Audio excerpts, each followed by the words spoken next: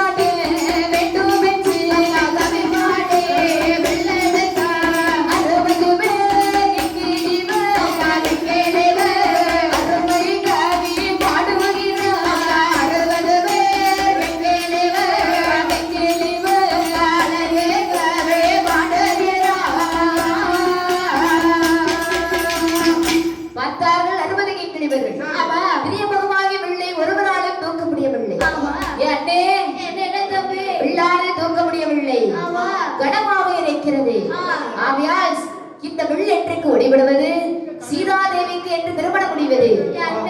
என்ன எப்படி இருந்தாலும் இன்றைக்கு சரியான நேரத்திற்குள் இந்த திரியமுகமான விழானது சுயோகர மண்டபத்தில் இருக்க வேண்டும்.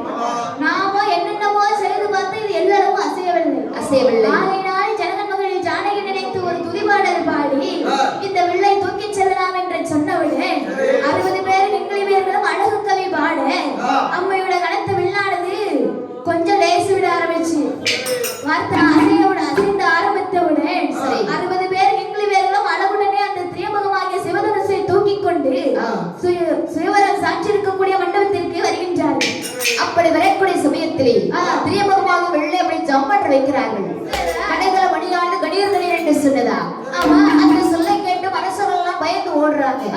அப்படி இருக்கக்கூடிய சமயத்திலே பார்த்தான் ஜனகமன்னன் என்னம்மா செய்கின்றார்? ஐயா, வந்திருக்கக்கூடிய அரசர்களை இனி திரியமுகமாக வெள்ளை எடுத்து வளையுங்கள் என்று சொல்ல அங்கு இருந்த மன்னர்கள் எல்லாம் என்ன செய்தார் தெரியுமா?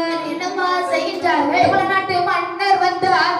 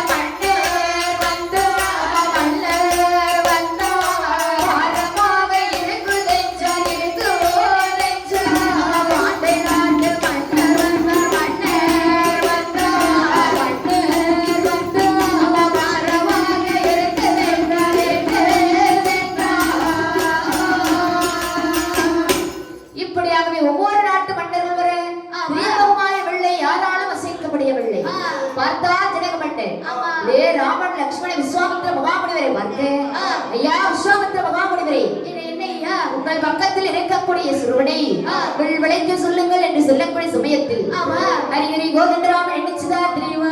என்னம்மா செய்யறாங்க? அப்படியே வேல்பண்பா நின்று வெள்ளை எடுத்தோமையானால் முகலையத்தோர் நகைத்து விடுவார்கள் என்று சொல்லி தன் கால் பெருவிரல் இருக்கிறது அல்லவா? கண்டங்களில் ஒரு பக்கம் ஜம்மன் அமிழ்த்து மற்றொரு பக்கமான கை கொடுக்க பார்த்தார் ராமன்.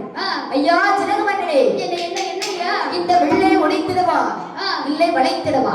ஐயா, சுயவரமோ வளைப்பவருக்கு தான் பெண் என்று உறுதியாகிவிட்டது. சரி, எடுத்தவரை தாங்களே வெள் வளைத்தீர்கள்.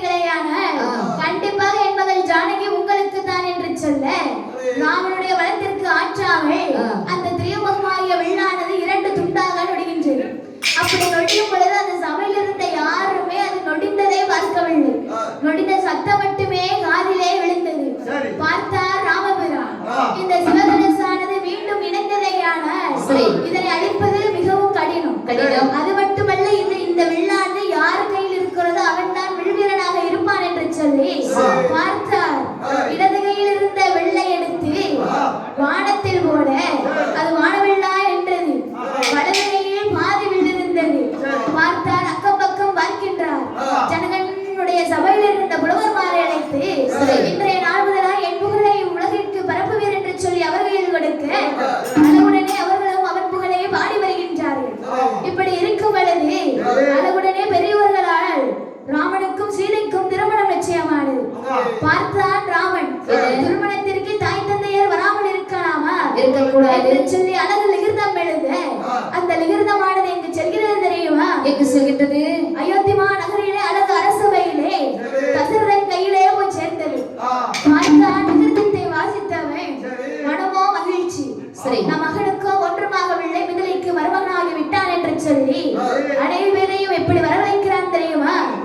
மகனுடைய திருமணம் பார்க்க வேண்டும் என்று சொல்லி மனைவிமார் 3 பேரையும் மகன் 2 பேரையும் அழைத்துக் கொண்டு மீண்டும் மீதமுள்ள சேனைப்படை ஆணைப்படை அனைவரையும் அழைத்துக் கொண்டு நாட்டு மக்களோடு மிதிலை நோக்கி வருகின்றார்.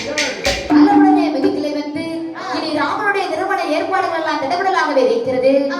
அளவுடனே ராமபிரானுக்கு திருமண ஏற்பாடுகள் சுயவர மண்டபத்தில் அளவுடனே இருக்கும் பொழுது பார்த்தா நல்ல நேரம் நாளிகையில் எப்படி திருமாங்கல்யம் மூட்டுகின்றார் தெரியுமா ராமபிரான்? சிவ சிவ சிவனே